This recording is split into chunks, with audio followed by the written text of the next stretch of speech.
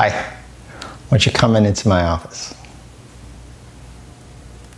My name is Larry Newman. I'm an Ithaca DWI defense attorney. Our practice is a boutique practice that handles the upstate or Finger Lakes region of New York State for DWI, DWAI drugs offenses.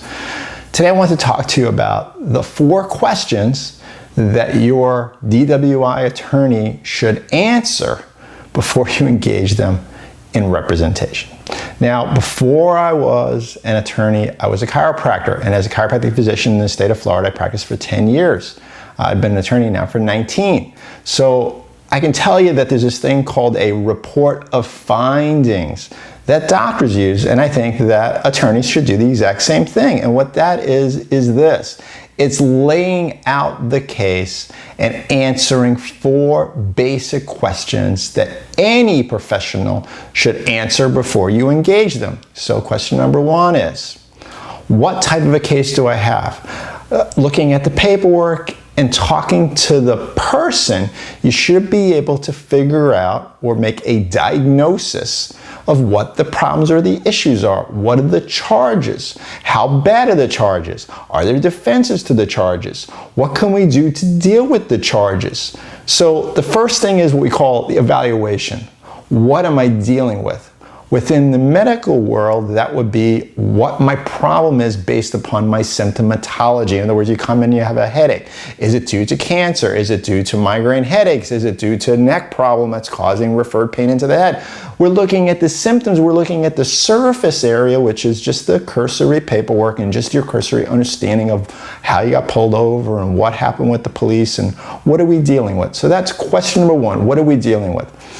Question number 2. What are the potential options and or solutions to these problems that I'm facing? So we have a whole bunch of stuff that we're dealing with in terms of what the problems are.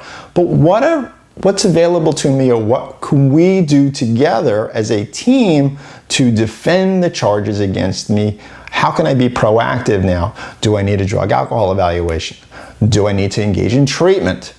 Do we need to go back and visit the scene? Do we need to go get details about the police officer? Were the police officers wrong about how they pulled me over? Is this a refusal case where they don't have a chemical test of blood or breath?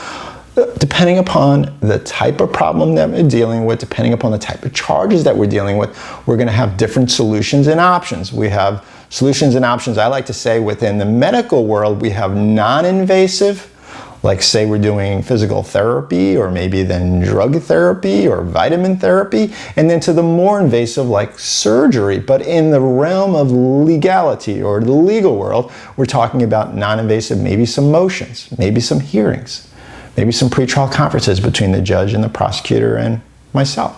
And then the next level up would be to have a suppression hearing. And then the next level up, the surgery analogy would be a trial, a full-out confrontation of all the facts in the case and law meeting together either in front of a jury or in front of a judge with a bench trial. So that's number 2, options and solutions. Number 3 question is, how long is this going to take? Well, within the medical world, sometimes we don't know how long healing is going to take. We can make estimates. If someone is older, if someone's immunocompromised, things are going to always take longer. In the world of the criminal case, the criminal defense case, are we dealing with misdemeanor charges or felony charges? Higher level charges usually take more time to deal with. People that have courts that are slower or clerks that are slower or places within the state that are more backwoodsy and less city. We're talking about a town or a village court versus a city court. Things may take a lot longer. If we're dealing with a blood case, we have to wait for the blood results to come back. That takes 2 or 3 months on top of everything else. If we're dealing with a case that's going to deal with probation, that's also tacking on another 2 or 3 months to have a probation report come back. So each of these things needs to be considered because we need to know how much time I'm looking at and what's going to happen within that timeline. And we can predict with fairly high accuracy what's going to happen with that. Last question. Or I'd say group of questions. Can you help me and how much is it going to cost? Well, can you help me? Usually I don't take on anything or we don't take on anything unless we can move things forward, unless we can do something that's going to improve the situation.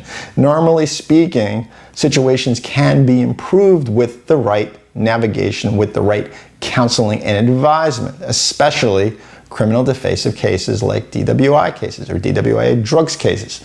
How much something costs is also dependent upon the level of the charges, whether it's a first-time offense, a second-time offense, whether this involved a car accident, whether this involves blood instead of breath, whether there was no test at all, whether it's a refusal case. Are there just hearings for the criminal case, or are there going to be hearings on the license case? Is this going to be an out-of-state driver's license as well as dealing with the in-state license consequences? So depending upon what all the issues are within the case determines what the fee is going to be.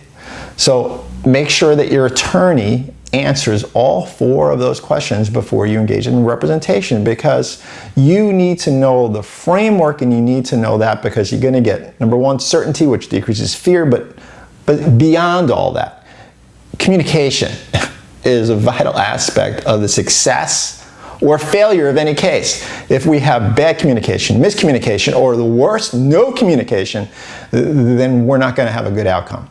The best outcome, you need to have great communication. Communication between you and the attorney in the court, the attorney and the prosecutor, the attorney in the probation department, the attorney in treatment, attorney and all the people around. So communication is a vital aspect, and you're going to determine or make an understanding of what kind of communication you're going to have within the case by how things start.